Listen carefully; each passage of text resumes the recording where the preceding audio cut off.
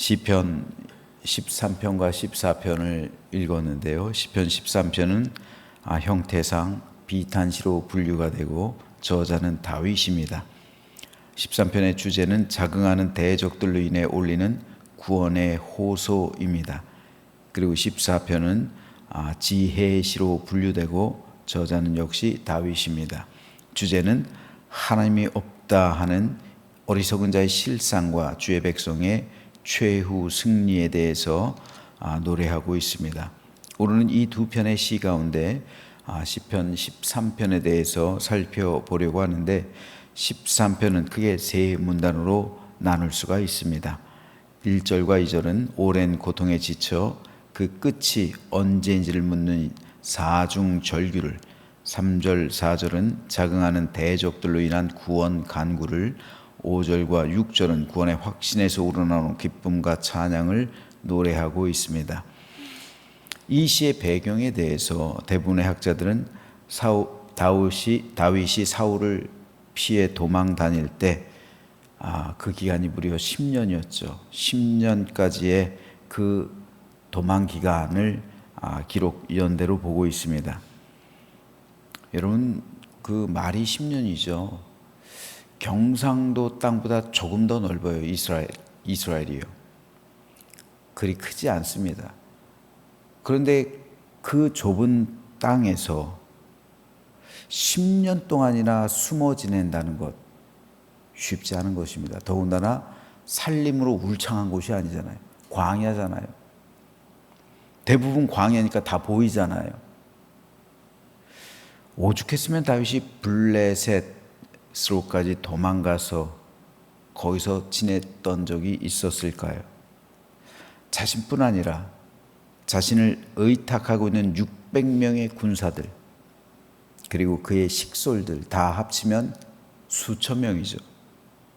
이 수천 명이 어떻게 드러내지 않고 그 좁은 땅덩어리에서 10년 동안이나 숨어 지낼 수 있었을까요?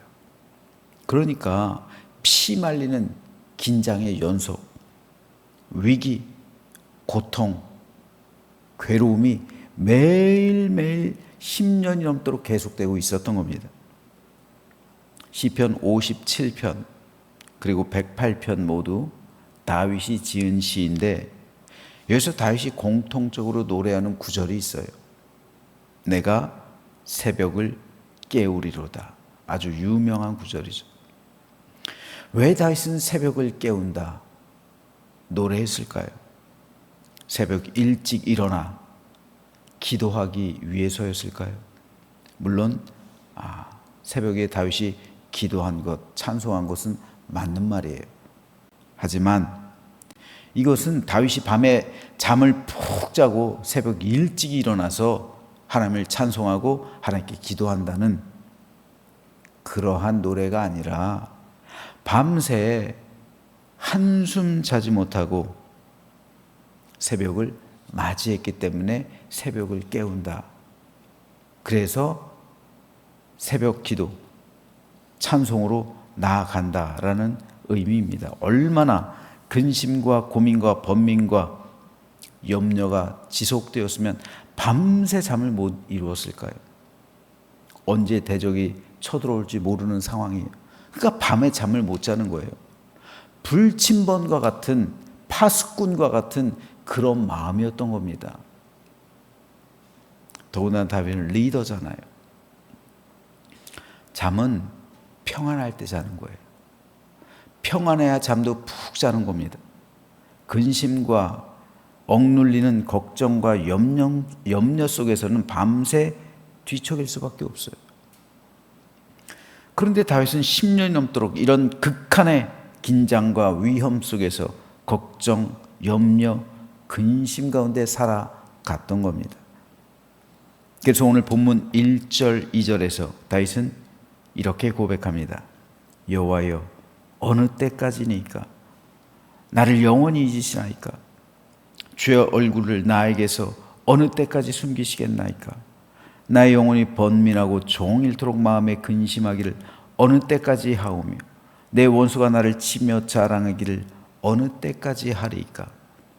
여기서 다윗은 어느 때까지 라는 단어를 무려 4번이나 반복하고 있어요. 얼마나 답답하고 절박했으면 어느 때까지, 언제까지 라는 말을 4번이나 사용했을까요? 4번이나 말하며 하나님 앞에서 탄식했을까요? 다윗은 사무엘에게서 왕으로 기름 부음 받았어요. 그러나 왕이 되기는커녕 무려 10년 동안 하나님은 다윗에게 침묵하셨어요. 쫓겨다니는 것을 바라보고만 계셨어요. 도리어 다윗은 하루하루 자기 목숨을 연명해 나가는 그런 처지에 있었습니다. 점점 지쳐가죠. 쫓겨다니는 것도 하루 이틀이요, 한두 달이요, 길어야 1, 2년이지 10년이 넘는 세월 동안 쫓겨다닌다? 그 좁은 땅덩어리에서요. 더군다나 수천 명을 데리고요. 무참히 패배한 것처럼 보였습니다. 비참한 삶이죠. 사울과 다윗을 모함하던 자들이 마치 승리한 것처럼 보였습니다. 그런데 이 10년이라는 기간은 하나님께서 다윗을 진정한 제사장 나라에서의 왕으로 연단하시는 기간이었습니다. 제사장 나라의 왕으로 연단하시는 기간. 그래서 다윗은 오늘까지도 위대한 왕으로 남아있는 거예요. 사울이요? 이런 시련이 없었어요. 솔로몬이요? 이런 연단이 없었어요. 이런 연단이 없으니까 죄의 유혹이 찾아왔을 때 넘어간 거예요. 부와 권세를 누리게 됐을 때 타락한 거예요. 이 10년이라는 혹독한 연단 과정, 그리고 불순물이 걸러지는 정화의 기간, 이 기간이 있었기 때문에 다윗은 하나님을 의지하는 법을 배운 거예요. 그랬을 때 나단이 다윗을 책망했을 때 하나님께로 돌이킬 수가 있었던 것이고, 죄악을 저질렀음에도 불구하고 하나님께 회개할 수 있었던 거예요. 사울이요? 책망하는 사람들 다 죽이잖아요. 자신의 잘못을 회개하지 않잖아요. 돌이키지 않잖아요. 도리어 하나님을 대적하게 되잖아요. 무당을 찾아다니잖아요. 솔로몬이요? 그 많은 재물로 인해 하나님의 계명을 어기잖아요. 다윗과 솔로몬, 다윗과 사울의 다른 점이 바로 이 연단입니다. 10년 기간의 연단. 제사장 나라의 왕으로서 합당한 그 훈련. 모세도 40년 동안 훈련 받았죠. 예수님도 3년 동안 공생의 3년 그 기간을 거치기에 앞서서 초야에 묻혀서 연단과 또한 40일의 훈련 기간이 있었죠. 다윗도, 바울도 마찬가지고요. 바울도 3년 기간 아라비아에서 훈련 기간이 있었고요.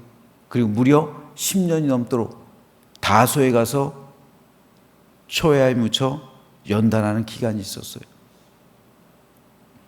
이런 훈련 기간이, 이런 연단 기간이 있느냐 없느냐에 따라서 그 사람이 그 시련을 견뎌낼 수 있는 힘이 있느냐 없느냐가 결정되는 거예요. 다윗은 이 기간 동안 하나님을 의지하는 법을 배웁니다. 이 기간을 통해 하나님에 대한 믿음이 확고해지는 거예요. 하나님은 이 기간 동안 침묵하는 것처럼 보였습니다. 하지만 실상은 다윗과 동행하신 거예요. 다윗을 보호하시고 지켜주신 거예요. 한번 생각해 보세요. 10년 동안 어떻게 수천 명이 사울의 군대를 피할 수 있을까요?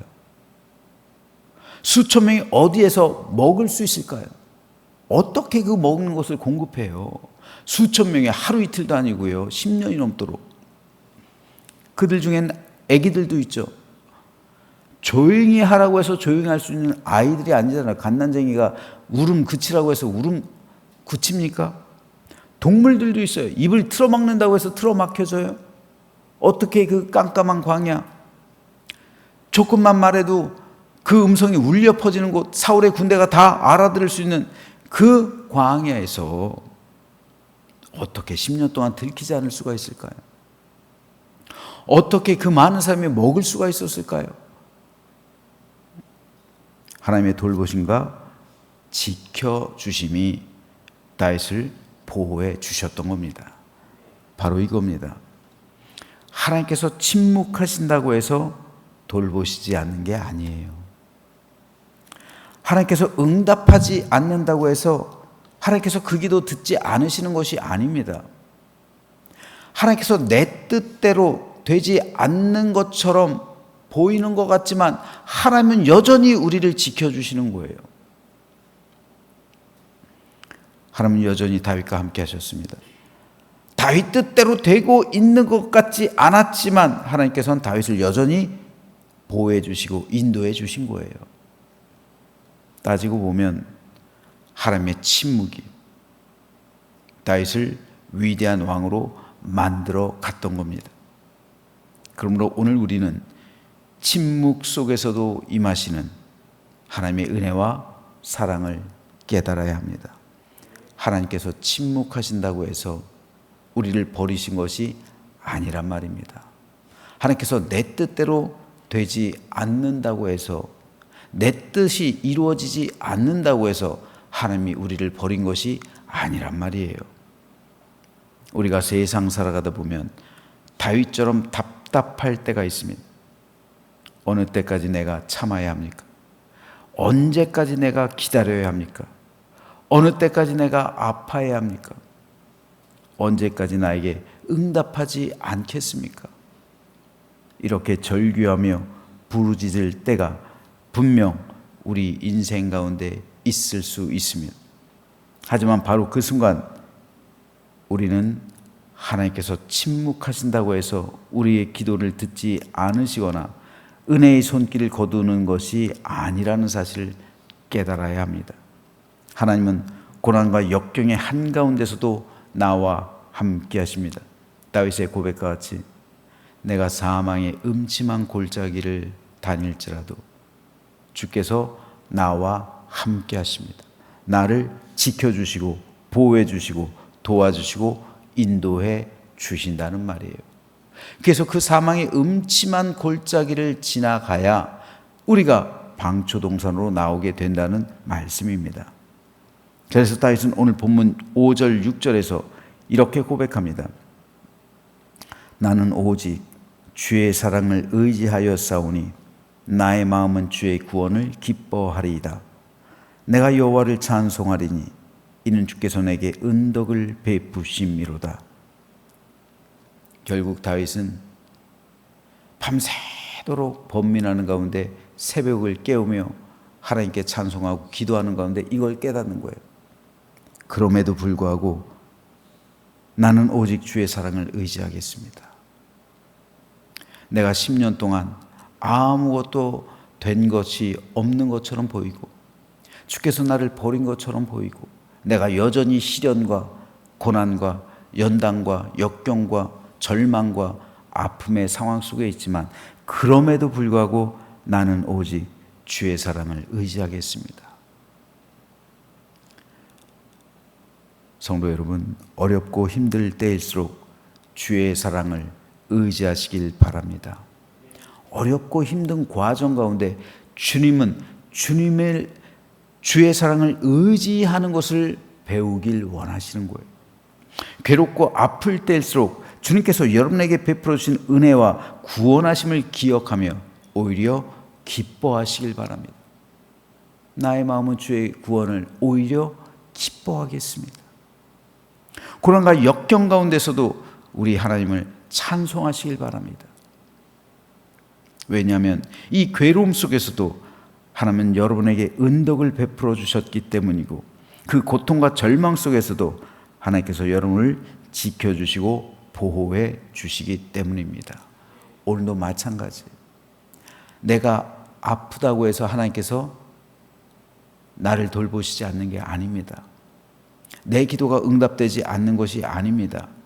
그럴 때일수록 오히려 하나님은 나와 더 함께 하십니다.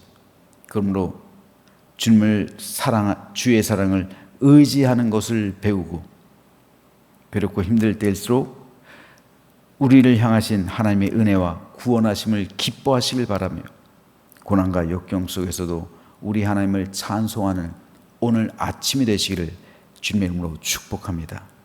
그래서 다윗의 신앙 고백처럼, 오늘 믿음으로 승리한 다윗처럼 하나님께서 다윗을 지켜주시고 오늘도 여전히 하나님의 자녀를 지켜주신다는 이 사실을 확신하면서 하늘의 위로와 주님의 은혜를 충만히 받는 복된 아침 되시길 주님의 이름으로 축원합니다.